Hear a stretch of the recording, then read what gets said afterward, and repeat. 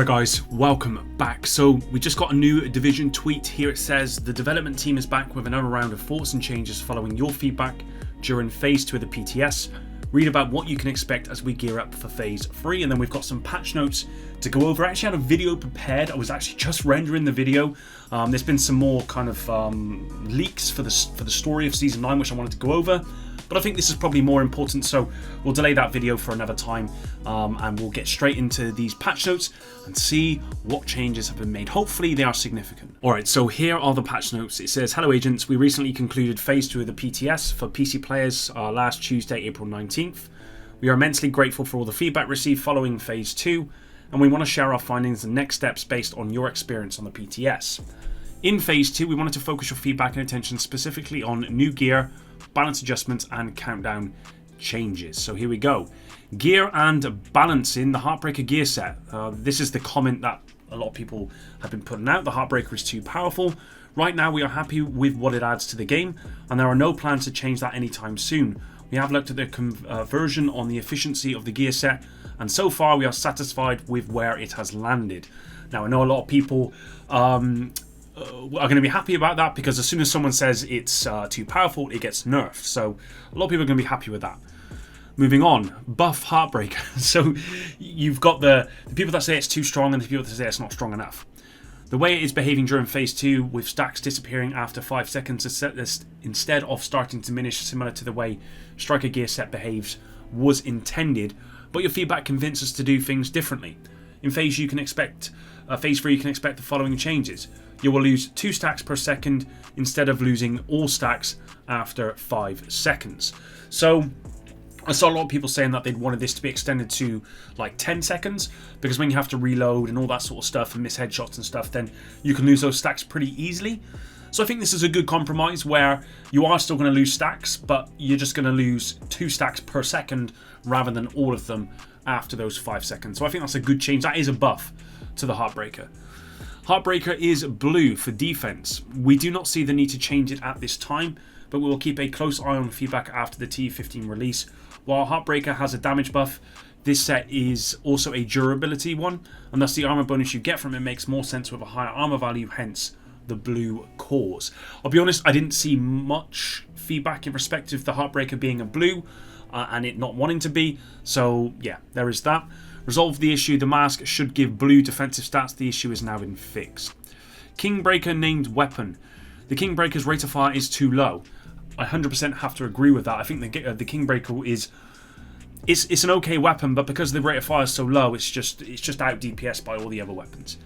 It's been upgraded from 500 to 650 for PTS Phase 3. The same applies to the TKB 408 assault rifle. So that's quite a considerable buff. What is that? That's what, 25% increase? 20% increase?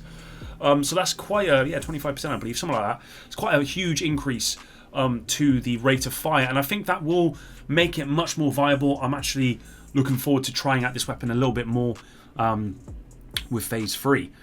The Dare LMG named weapon resolved the issue. The Dare LMG uses AR attachments 556. The issue is now fixed. Blue screen exotic weapon. The exotic weapon blue screen does not have the exclusive skin. This has been fixed. The Disruptor round talent of the exotic weapon blue screen cannot be triggered. This has now been fixed, so that's good. And then resolve the issue for the Dread Addict. The focus talent does not work with the new exotic Dread Addict. This issue is now fixed. The Catharsis exotic mask. Catharsis feels strong. Please don't nerf it. We are happy to see that you're excited about it, and right now we have no plans to make any changes. That's really, really good. Again, it's one of those things where people cry that it's too strong, it will get nerfed, and so I'm glad they're not doing that. What I will say about the Dread Addict is that from what I've seen of people trying it out and trying it out myself, the recoil on it is just so insane that it's just not a viable weapon. So I really think this needs a lot of work in order for people to actually use this exotic weapon. So let's move on to Countdown. Alright, so Countdown. As mentioned earlier, our goal for Countdown was to make it challenging, but not impossible to beat for 8 match-made players of mixed build qualities. It would also add an additional challenge for players with more organised groups and better builds to try and complete it with less than 8 people. You can read more about PTS Phase 1s here. Countdown difficulty adjustment. Right now we're happy with the mode's difficulty, and your Phase 2 feedback echoes our sentiment. There are no plans to change the general difficulty for the remaining PTS phase, as well as the TE15 candidate master build. Once again, we thank you for all your opinions shared with us on our forums and social media channels. These changes are a direct result of your proactivity and dedication. Of course, we'll keep monitoring feedback. And just a quick reminder, the possibility of adding other difficulty options is under investigation. You can expect to hear more from us after TU15 release. I do want to talk about this more in another video. I'm not going to talk about it too much here, but I can understand why they've gone with that. I think overall people are going to be more than happy with that. I'm more than happy with that compared to where it was, but I still think it needs to be changed. Matchmaking issues. While the situation with the data errors has improved since Phase 1, we are aware it's still present, negatively affects the PTS experience. Majority of the issues were fixed in Phase 2, and there's been others fixed for Phase 3. Some of you reported waiting for a long time to be match made, 100%. The reason for this is that the Phase 2 population was lower compared to the Phase 1, since the server opening time was not announced up front. Going forward, we'll make sure to be more consistent in our communication about timing to help you fit in the Division 2 happenings in your schedule. That's good news, because PTS Phase 3 starts tomorrow, so I'd expect to hear more about when it's going live way in advance of it actually going live. Expertise. Upgrade costs are too high. We heard your concerns about the cost being too high, especially for those of you who tend to have shorter play sessions, and we agree that every playstyle should be taken into account and rewarded appropriately for the time spent in the game. After careful consideration, we decided to set on lowering the cost of the field recon data, the SHD calibration, and exotics materials by half, from 11 up to level 20. Okay, that makes sense. Levels 1 to 10 and 21 remain unchanged. We believe that these changes would suit the wider range of the Division 2 players. On top of the reduction mentioned above, we've reduced the materials requirement for all ranks of gear pieces by another half. Now gear pieces will require 2 times less materials for upgrades to make it more consistent with the number of materials needed for weapons and skill upgrades. So I think that's good news. We'll have to see how it plays out. On gear, you're still looking at probably 35 exotic components to get it to level 20. It's still going to be a grind, but it's nowhere near the 110 that you needed before per item. So that is definitely a step forward, and they had to do that. So that's good. Expertise armor bonuses should be increased. We hear you, but we do not want to react too fast, as increasing armor even further could have big consequences. We would like players to have more time with the feature after TU15's release, after which we'll be actively looking for your feedback on armor bonuses.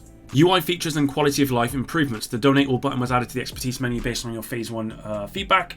Unfortunately, using the Donate All junk button from the Expertise menu resulted in donating all the items, no matter if they've been marked as favourite for recalibration or if they were part of the loadout. That's been fixed.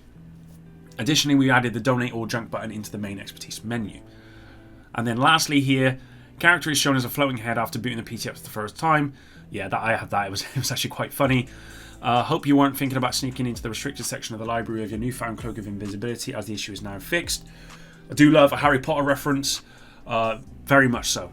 Shield changes. Following your Phase 2 feedback, we're happy that you're pleased with the shield changes. Right now we have no plan to change or revert the existing meta, but feel free to let us know if you think otherwise. No console PTS. We've seen a few console players recently express disappointment, etc, etc, and they did put out this post about why the PTS run exclusively on PC. And whilst I'm a console player and I would love the chance to get on this PTS on a console rather than on my PC here, I get it, I understand, and it is what it is. Thank you again for partaking in Phase 2. Please keep your thoughts coming as always, and making the necessary adjustments in the upcoming content. So there we go, guys. Let me know what you think about it in the comments down below. Overall, just looking forward to seeing how this all plays out with Phase 3 of the PTS. I'm happy the Heartbreaker has actually been buffed from what it looks like. I'm happy the Kingbreaker's been buffed. The Dare MGs can actually be working properly. Or not the Dare MG, the blue screen exotic is. Not so happy that the Dread Addict hasn't had any changes, because I think it needs to. Happy Catharsis isn't being nerfed. And whilst I understand the countdown stuff with difficulty, I do have my own suggestion. And it would include having another difficulty above what's currently in the game. So let's hope they can do something about that after TU15 release. And then lastly, the Expertise changes look to be really good. So, yeah. Thanks very much for watching. Until next one, Epic out.